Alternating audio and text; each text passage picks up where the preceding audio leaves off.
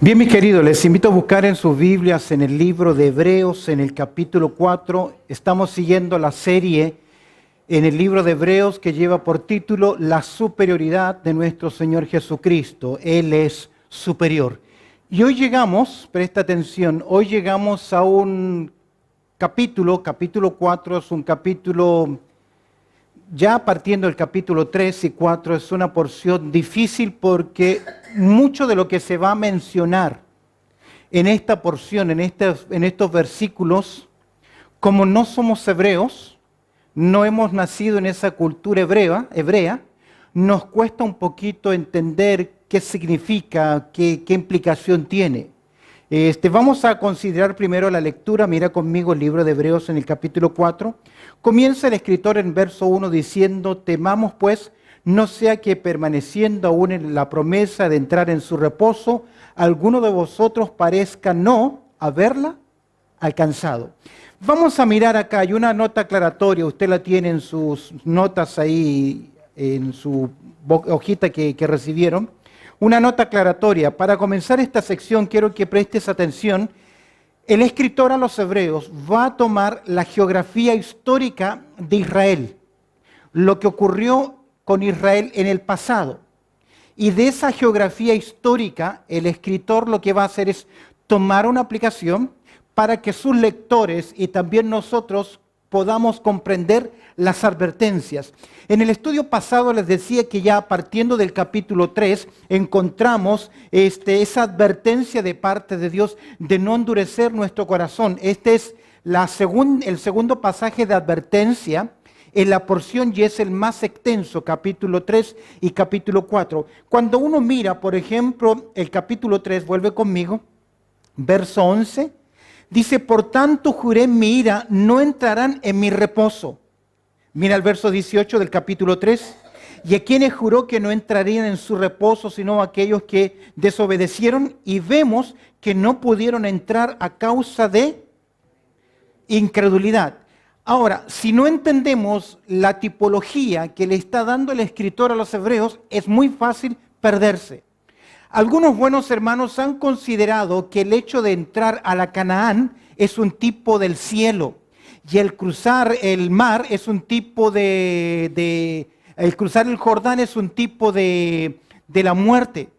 Déjame decirte algo, que la Canaán no representa el cielo. Estas personas, esta generación son salvos, son redimidos porque ellos creyeron en el Cordero Pascual. Al aplicar la sangre, los dinteles de su casa, al comer el sacrificio, el cordero que Dios les había ordenado, ellos ya son un pueblo ¿qué? Redimido. Como pueblo redimido, ellos salen camino hacia la tierra prometida. Y cuando llegan a Cades Barnea, Números capítulo 13 y 14, el escritor a los hebreos va a tomar el fracaso de aquellos y lo va a llamar: ellos pecaron por incredulidad. Y la pregunta es, ¿no es que eran creyentes, no fueron redimidos? Claro que sí. Pero eso no implica que un creyente, aún en el tiempo presente, no alcance el propósito o la bendición de Dios en su propia vida a causa de la incredulidad. Por ejemplo, ¿cuántos creyentes toman decisiones anticipadamente? En trabajos, en cónyuges, con personas, en decisiones importantes, se apresuran y se esfuerzan ellos y no aprenden a confiar en Dios. Dios ha dicho, si nosotros buscamos su reino y su justicia, Dios va a hacer ¿qué? Va a proveer, va a cuidar de nosotros. Pero cuando no aprendemos a confiar en Dios y obramos en la carne, cometemos errores. ¿Recuerdas? En Cades Barnea se envían 2 espías a sencillamente explorar la tierra que Dios había prometido que le iba a dar ¿a quién? A la nación de Israel. Pero ¿qué ocurre? Del reporte de los 2 espías, los 12 concuerdan en que es una tierra que fluye leche y miel, que hay bendición, pero 10 de los 12 espías, ¿qué dicen? No vamos a poder conquistarla. De Cades Barnea hasta poseer la tierra solamente era un trabajo de 11 días. Pero ¿cuánto tiempo les tomó? 40 años. ¿Y qué pasó con esa generación de hombres? Quedaron postrados en el desierto. No pudieron entrar a la tierra de la Canaán. La tierra de Canaán no es tipo del cielo, sino es el tipo de, en esta tierra, gozar de los planes, de la bendición de Dios, poder servir a Dios. Ellos iban a adorar a Dios, ellos iban a servir a Dios, ellos iban a disfrutar de las bendiciones de Dios en la tierra de la Canaán, pero no pudieron, quedando ¿qué? Postrados. Es por eso que Dios dice que Dios en su ira no les permitió ¿qué? Entrar. Ahora, esa entrada era también, vamos a mirarlo hoy en el capítulo 4, que era un tipo de reposo.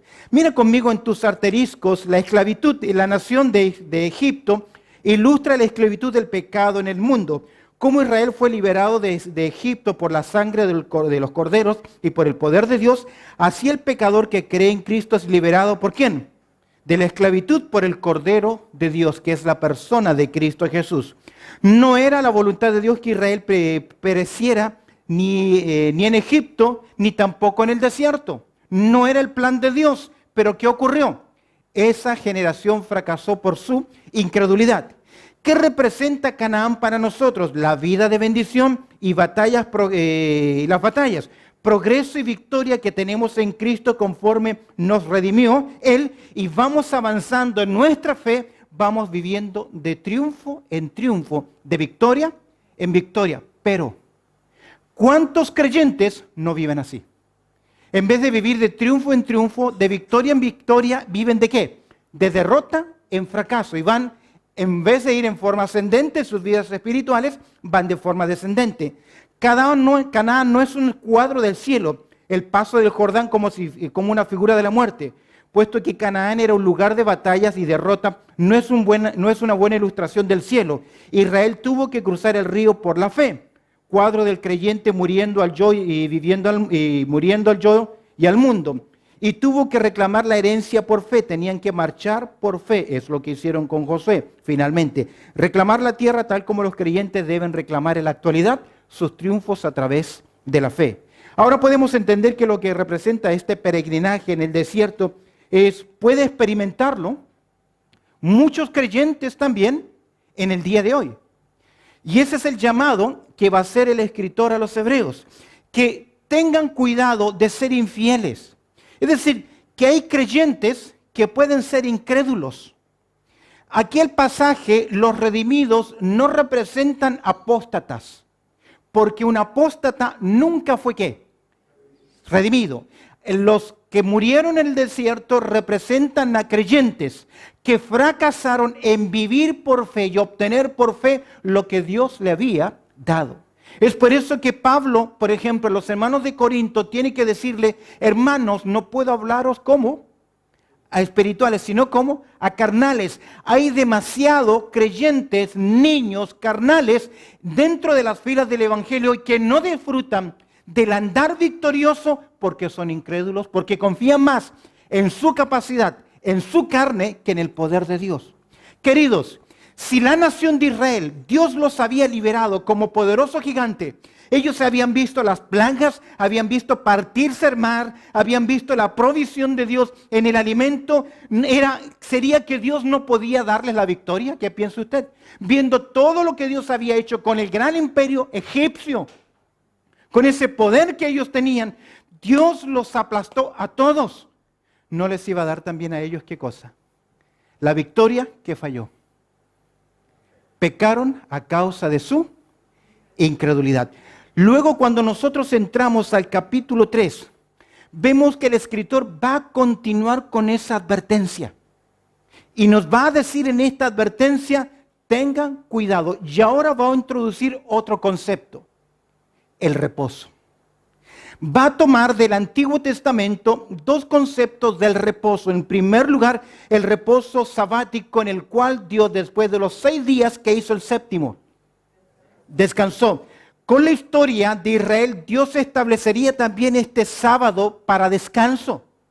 Pero este sábado no fue dado para los hombres, fue dado para los trabajadores, los hombres trabajadores y los animales que trabajaban. ¿Por qué? Porque Dios se lo dio para que pudiesen, ¿qué?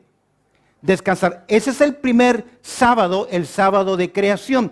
Y luego vamos a encontrar que se ilustra también la tierra prometida como otro sábado, como otro descanso que Dios le daría de ese peregrinaje, de ese andar, para que finalmente ellos se asentasen y pudiesen disfrutar ¿de qué? Del descanso.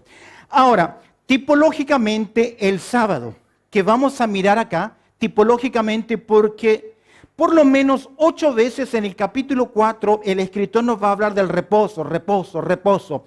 No siempre va a utilizar el mismo término griego, porque hay 2 palabritas que se traducen por reposo en esta porción. El primero de ellos tiene que ver con la palabra catapausin, que significa cesar, reposar. De ahí nosotros derivamos una palabra, catapausin, pausa. ¿Qué es una pausa?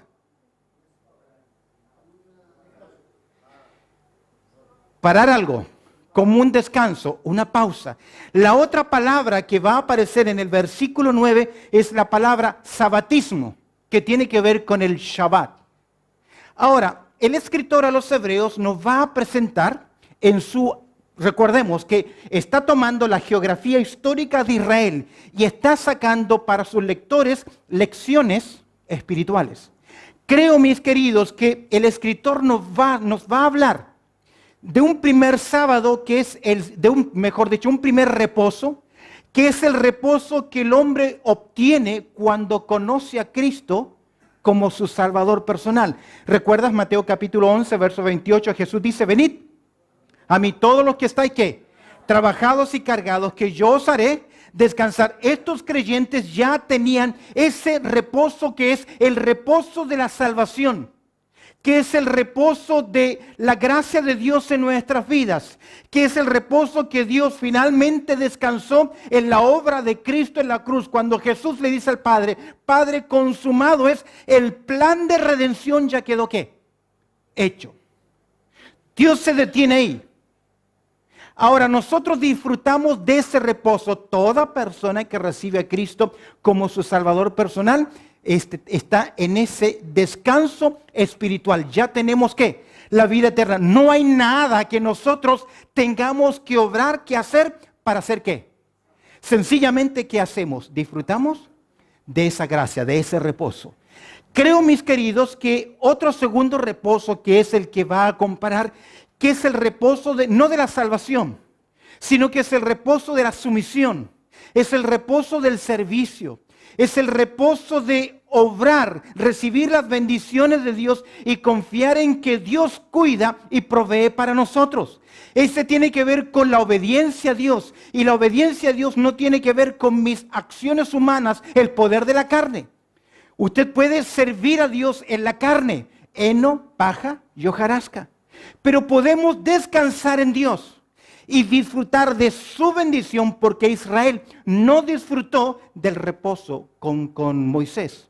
¿Por qué? Porque ellos no pudieron ¿qué? Entrar. ¿Perdieron su salvación? No, pero ¿qué perdieron?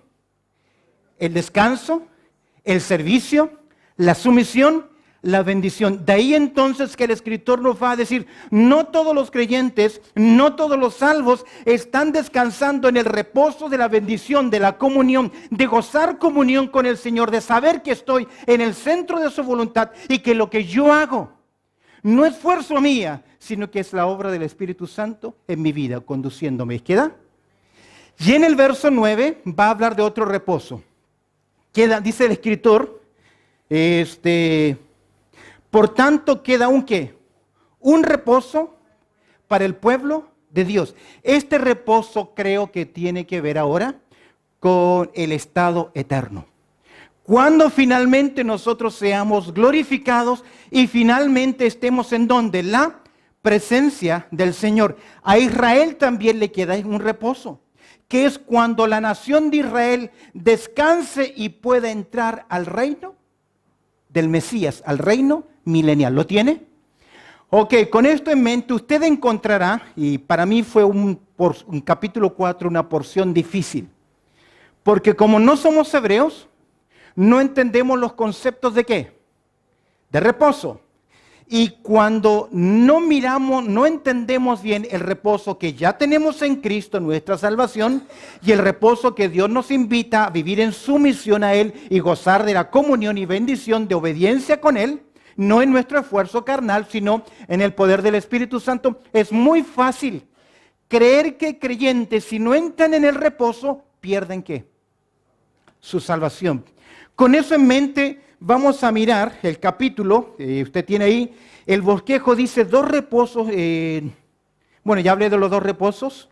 En este capítulo vamos a dividir el estudio en 2 partes, que tiene que ver, en primer lugar, con las consecuencias de la incredulidad, versículos 1 al 10, y el próximo estudio que vamos a ver es la cura para la incredulidad. ¿Cómo cómo el escritor a los hebreos va a introducir, en primer lugar, la palabra de Dios como un recurso en nuestras vidas espirituales, y también nos invita a entrar ante el trono de la gracia como un segundo recurso para no caer en la incredulidad? Con eso en mente vamos entonces al verso 1 y veamos en primer lugar una advertencia a considerar. El estudio de hoy vamos a ver 3 partes, mira en forma panorámica, verso 1 y 2. Vamos a mirar, si tú puedes observar tu hojita, vamos a mirar una advertencia a considerar. Luego de la advertencia, en segundo lugar, vamos a ver una aclaración a comprender. Y en tercer lugar, vamos a mirar una apelación ¿a qué? A cumplir. Con eso en mente, observemos el texto. ¿Cómo comienza el verso 1? ¿Qué es lo primero que dice? Temamos, pues. Ese término pues nos hace observar, nos hace ver, nos lleva hacia atrás. Nos lleva hacia el verso 19 del capítulo 3, que ya leíamos, que dice, y vemos que no pudieron entrar a causa de ¿qué? De incredulidad. ¿Qué nos está diciendo el escritor? ¿Qué nos está diciendo el escritor? Nos vuelve ¿a dónde? A la historia geográfica de Israel, ¿recuerdas? Y nos dice, esa generación, a pesar de que fueron redimidos, ¿pecaron de qué? Verso 19 del capítulo 3. ¿Pecaron de qué? De incredulidad. Y al pecar de incredulidad, ¿qué les ocurrió? Recibieron la disciplina divina. ¿Cuál fue la disciplina divina para ellos? ¿Perdieron su salvación? ¿Qué perdieron? El disfrute de entrar a Canaán, de descansar en la tierra prometida, de gozar de las bendiciones de Dios, de esa perfecta comunión. Por el contrario, algo que debería haber tomado 11 días, tardó 40 años, y en esos 40 años toda esa generación quedó sepultada en el desierto. El escritor continúa entonces con estas palabras de advertencia y nos dice, temamos pues. Y aquí hay algo interesante, es un llamado, esta es una fuerte advertencia que nos dice el escritor, presta atención, porque él me va a decir que todo creyente debe aprender no solamente a adorar a Dios. Dios dice que Dios espera de los hombres que le adoren, pero el escritor dice que Dios está esperando que su pueblo, ¿qué? ¿Qué dice el texto?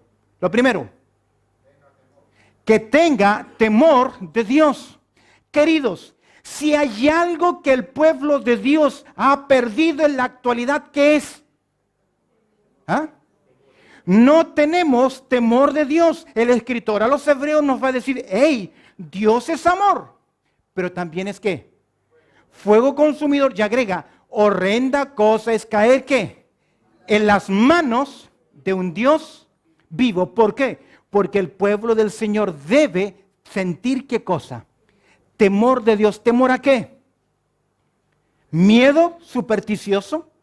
¿Cuántas personas, si puede haber sido su experiencia en el pasado, entraban a una iglesia, a un lugar, y entraban casi despacito y no querían hablar porque como que estaban pisando ¿qué? Tierra Santa. Ese temor de superstición no es el que quiere Dios. El temor que Dios espera es que usted aprenda a vivir en obediencia a Él, que sus acciones, que sus decisiones, que sus pensamientos sean gratos delante de Él, porque de lo contrario, si no sentimos temor, caemos en la incredulidad, y la incredulidad produce en los creyentes disciplina. No pudieron entrar al reposo o a la tierra prometida a causa de ¿qué?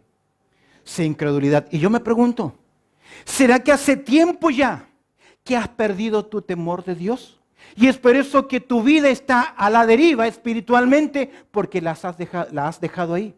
Porque Dios muchas veces suelta el cordel y deja que avancemos. Un ejemplo de esto,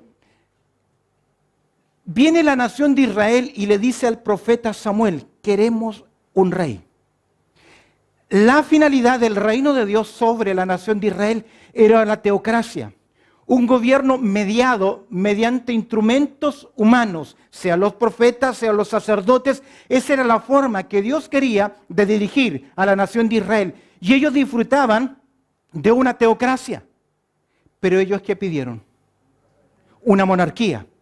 Luego Dios, ¿qué hace? Permite que esto ocurra.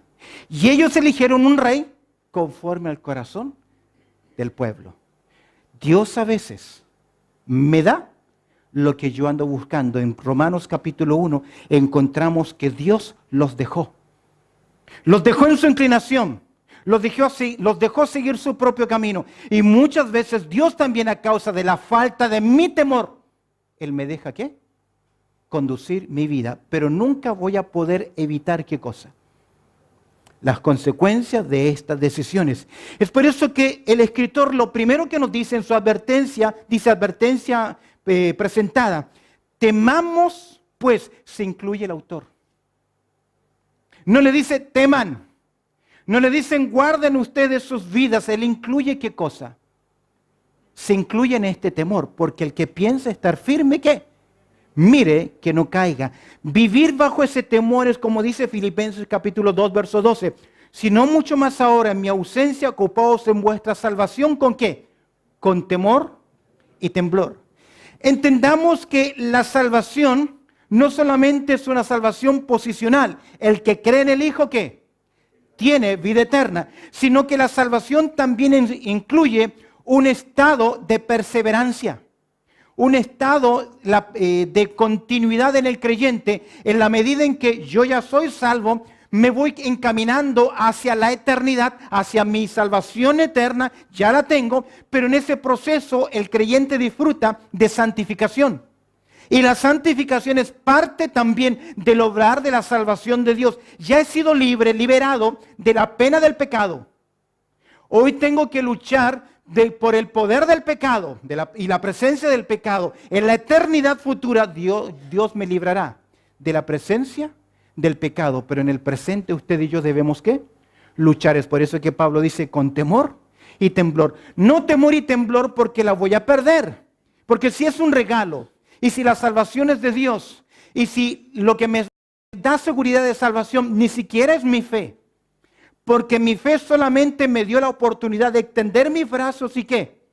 Recibir el regalo. No es su fe la que lo mantiene salvo, sino que es la gracia de Dios. Romanos 5:1 dice, en esa gracia en la cual estamos ¿qué? Firmes. Ahora, mi falta de fe va a tener consecuencias. Tal vez en el futuro yo no voy a recibir los premios que Dios preparó de antemano. Y algunos creyentes entrarán en el estado eterno de gloria, en la eternidad, como dice el apóstol Pablo en 1 Corintios capítulo 3, como por fuego, porque no merecían ser salvos, pero solamente lo obtuvieron, ¿por qué? Porque la salvación es por gracia. Amén, ¿lo tiene? Entonces, ¿qué dice el escritor? Mira la advertencia, temamos pues, no sea que permaneciendo aún la promesa de entrar en su reposo. El reposo acá tiene que ver con ese descanso que el creyente tiene. No es el reposo necesariamente de la salvación, sino que estamos hablando también del reposo de ¿qué? Del vivir en la sumisión y en la obediencia a Dios. Algunos de vosotros ¿qué? Parezca no haberlo ¿qué? alcanzado. Es decir, que han fracasado ¿en qué? En su andar, en obediencia, en comunión. Ok, algunos dicen acá, ¿ves? El escritor está diciendo que hay creyentes que no alcanzan el reposo, por lo tanto pierden ¿qué? La salvación. ¿Pero qué es?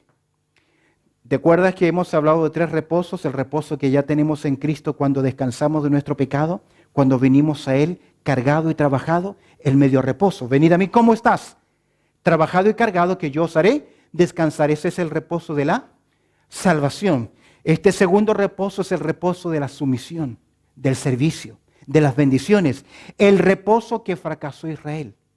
¿Por qué? Porque ellos no pudieron entrar ¿en dónde? A la tierra prometida. Y mira ahora el verso 2, no simplemente encontramos ahí la advertencia presentada, sino un anuncio pronunciado. Mira lo que dice el escritor. Y presenta el verso 2, dice así, porque también a nosotros se nos ha anunciado como a ellos. ¿Quiénes son esos ellos? El pueblo de Israel, ¿en dónde? En el pasado. Recuerda que está tomando el escritor la geografía histórica de Israel para enseñar lecciones espirituales a los creyentes.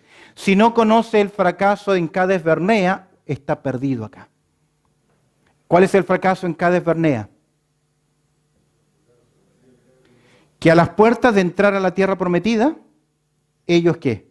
No le creyeron a Dios. Y por no creerle a Dios, Dios dijo, si no me creen, tampoco van a entrar.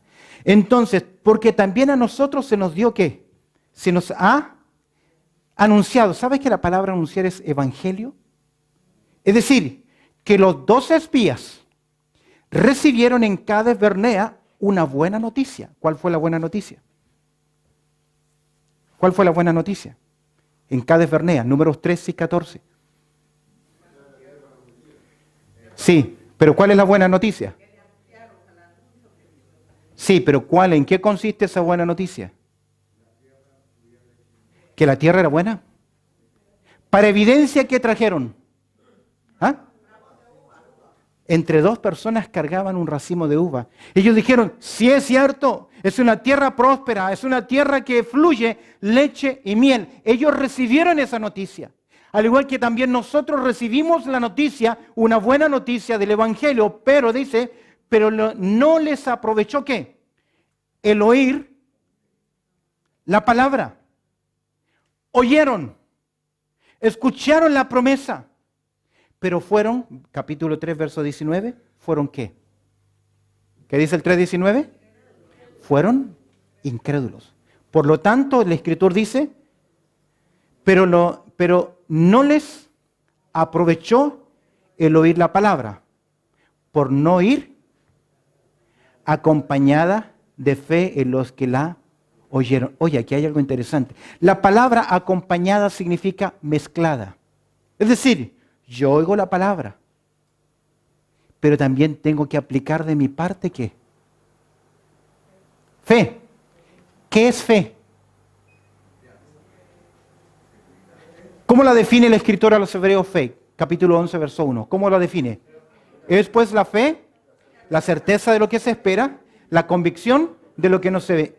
Y a veces yo me pregunto, ¿cuántos creyentes oyen la palabra de Dios? Y puede ser su caso.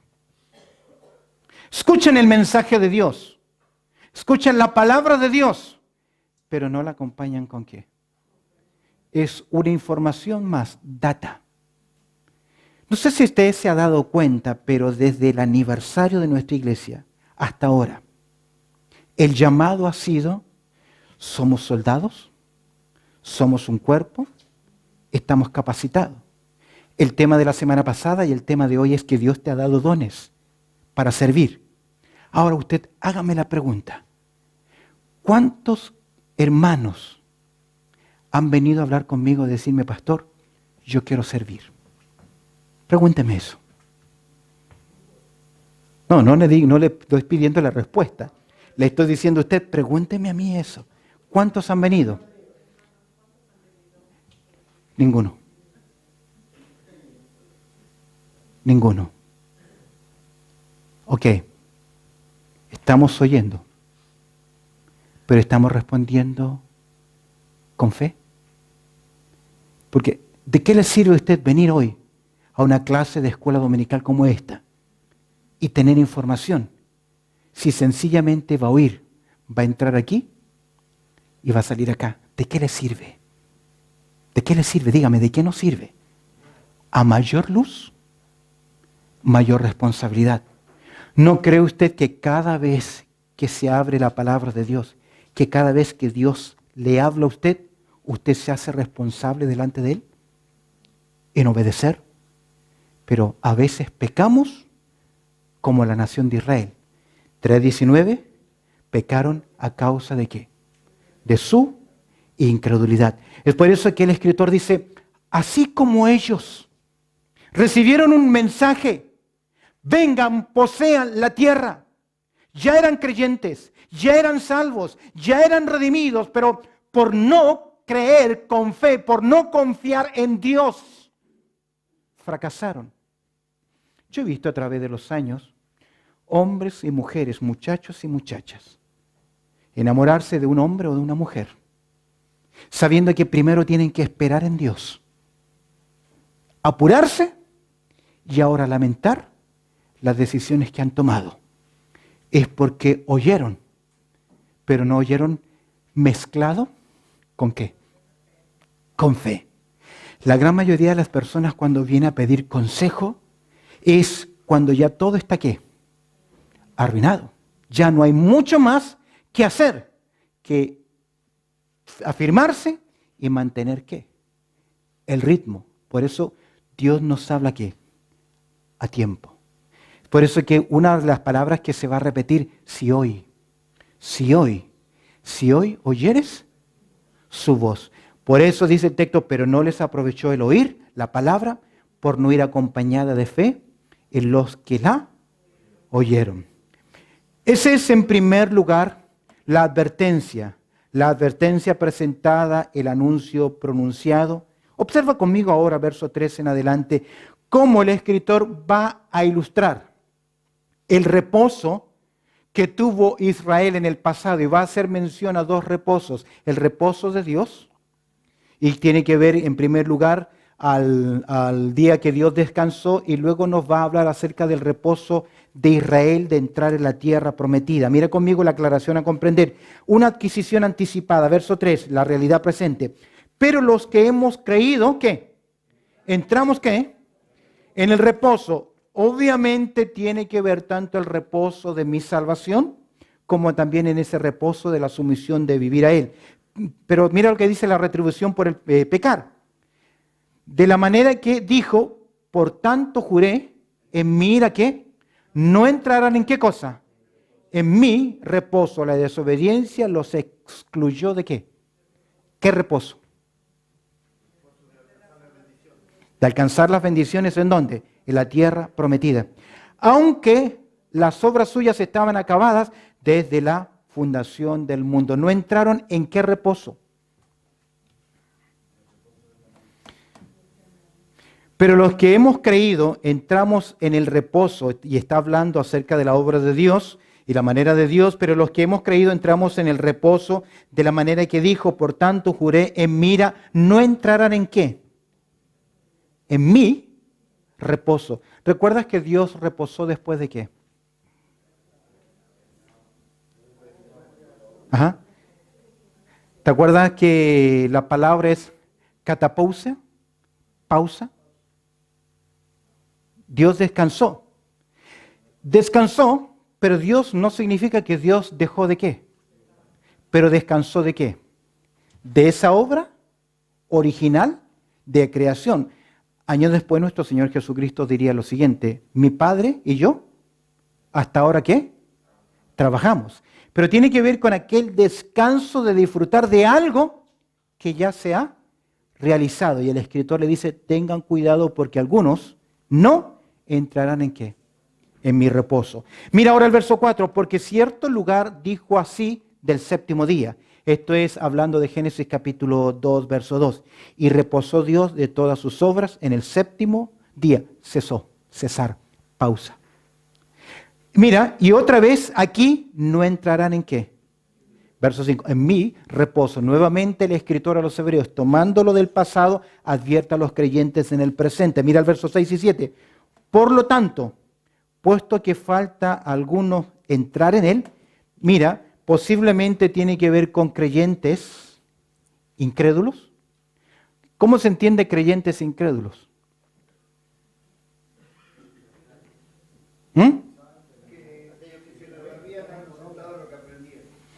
Son salvos, la nación de Israel fueron creyentes, redimidos porque aplicaron la sangre y el cordero, pero fueron incrédulos, no fue acompañada el mensaje que oyeron, ¿con qué? Con una fe activa que les llevó a depositar su confianza. Por tanto, puesto que falta a algunos entrar en él, y aquellos a quienes primero se les anunció la buena nueva, no entraron por causa de desobediencia, verso 7, otra vez determina ¿qué cosa? Un día, hoy. Es decir, Dios le dio otra oportunidad, Dios le dio otra oportunidad a la nación de Israel. Porque el escritor ahora va a citar el Salmo 95. Y el Salmo 95 es escrito por David. Y el fracaso de los que entraron tiene que ver con Josué en el pasado, con Moisés y con Josué. Ya ha pasado largo tiempo hasta David. Y aún por boca de David, Dios sigue invitando a su pueblo a que entre ¿a quién?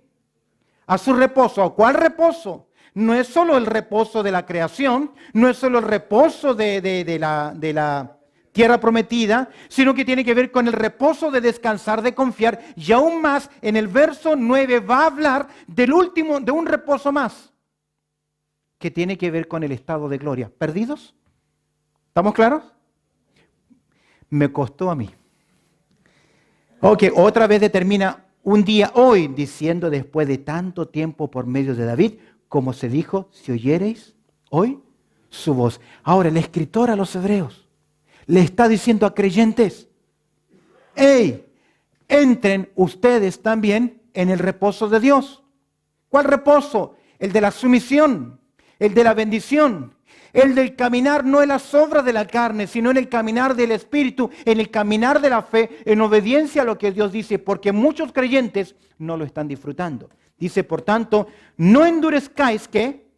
Vuestros corazones. No los está llamando a la salvación, porque eso significaría entonces que esta carta no fue escrita a creyentes, sino que fue escrita a ¿quiénes? A inconversos. Pero ¿cómo comenzó la exhortación? Capítulo 3, verso 1. ¿Cómo comenzó? Mira el capítulo 3, verso 1. ¿Cómo comenzó? Hermanos, santos, participantes ¿de qué? Del llamamiento celestial. Ustedes que tenemos una profesión, una confesión. ¿Cuál es la confesión? Cristo Jesús, que si confesares con tu boca. Entonces, no puede ser un llamado, adquieran el primer sábado, el primer descanso espiritual. Recuerda, el primer descanso espiritual es cuando yo vengo por la fe a Cristo. Y Él me dice, venid a mí, los que estáis trabajados y cansados, que yo os haré ¿qué? Descansar. Ese es el reposo ¿de qué? De la salvación. Israel siendo salvo, no pudo entrar a la tierra prometida. Por lo tanto, no pudo disfrutar del reposo de Dios que tiene que ver con sumisión, bendición, comunión con Dios. Queda un reposo más, el cual todos nosotros hoy estamos entrando. Estamos en ese camino, pero aún no se ha finalizado, que tiene que ver con el reposo ¿qué? De nuestra glorificación, el reposo eterno. ¿Entiende la idea? Los tres reposos que va conjugando, entiende los reposos históricos, el de la creación, el de Israel entrando a la tierra prometida. ¿Estamos? Eso es lo histórico. Ahora, un atender continuo, letra D, verso 8. Porque si Josué, mira qué interesante, les hubiese dado ¿qué? El reposo, no hablaría después de ¿qué? De otro día. ¿Ves que los reposos históricos, el escritor los toma para proyectarlos como qué?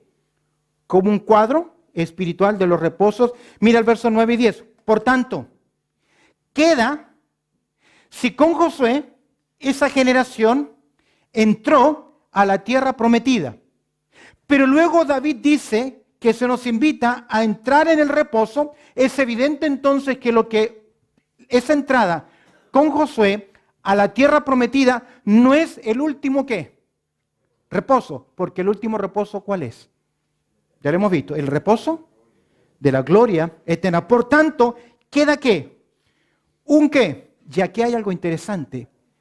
Hemos visto que 8 veces aparece la palabra reposo, pero aquí se utiliza la palabra sabatismo. Sabatismo. Es guardar un sábado. Es el único lugar donde, donde aparece esta palabra en el Nuevo Testamento para describir un día especial de descanso. No una pausa, porque todos los versículos anteriores, reposo que aparecen anteriormente, significa pausar. Pero aquí significa finalmente ¿qué? Descansar. Un día finalmente ¿qué? Descansaremos. ¿En dónde? Por eso queda todavía ¿qué? Un descanso, un reposo. Verso 10, porque el que ha entrado en su reposo, también ¿qué? Ha reposado de sus obras como Dios de las suyas. Terminemos finalmente el verso 11. Dice el verso 11, hemos hablado en primer lugar sobre una advertencia a considerar, una aclaración a comprender. Miremos ahora en versículo 11, finalmente, una apelación a cumplir. ¿Qué dice ahora? ¿Cuál es el llamado del escritor en el presente? Procuremos, pues, entrar en ¿qué? En aquel reposo. Y aquí es paradójico, porque se nos viene hablando de descansar, de entrar en un descanso, pero aquí ¿qué me dice el escritor? Apresúrate, lucha, esfuérzate por entrar. ¿Qué estaba ocurriendo? Muchos de los hermanos hebreos estaban queriendo ¿qué? Retroceder, volver atrás. Y como es el segundo pasaje de advertencia, el escritor ya les ha dicho, hey, capítulo 2, si no le prestan oído a la palabra, se van a deslizar. Y si se deslizan, el corazón se va a endurecer. Capítulo 3 y capítulo 4. Y para presentar la dureza del corazón lleva al creyente a la incredulidad. Y como incrédulo, a pesar de que soy creyente, no logro en mi tiempo, en mi vida presente, disfrutar de las bendiciones de Dios. ¿Cuántos creyentes viven luchando con problemas ellos en su espalda? Cuando Primera de Pedro capítulo 5 verso 7 dice, echando nuestras ansiedades sobre Él porque Él tiene cuidado de vosotros. ¿Cuántos creyentes no pueden dormir a las noches preocupados por sus problemas, por su trabajo, por situación, por los hijos? Cuando Dios dice, en paz me acostaré y asimismo dormiré, porque solo tú, Jehová, me haces ¿qué? Vivir confiado. Es porque estamos confiando en ¿qué? En nuestra carne y no estamos prestando oído a lo que Dios nos dice. Es por eso que el escritor dice, esfuérzate para andar en comunión. Sométete a Dios para que disfrutes de ¿qué? Del reposo, de la bendición en la vida. Y no seas incrédulo, como aquellos que estuvieron a las puertas de entrar a la tierra prometida. A 11 días de entrar a la Canaán y que finalmente tardaron ¿cuánto tiempo? 40 años. Dios no quería que estuviesen en Egipto, ni tampoco quería que muriesen en el desierto. Pero a causa de la incredulidad, ellos no entraron. Procuremos pues entrar en aquel reposo para que ninguno caiga en semejante ejemplo de ¿qué? De desobediencia. ¿Cuál fue el ejemplo de desobediencia? Dios los disciplinó. ¿Cuál es el ejemplo en el día de hoy para creyentes que no entran en este reposo? De la sumisión, de la comunión, de las bendiciones. ¿Cuál es el ejemplo? Disciplina espiritual en la vida. Y a veces hay creyentes que cruzan la línea. Pablo dice en 1 Corintios capítulo 9, verso 24, verso 27, yo golpeo mi cuerpo y lo pongo en servidumbre.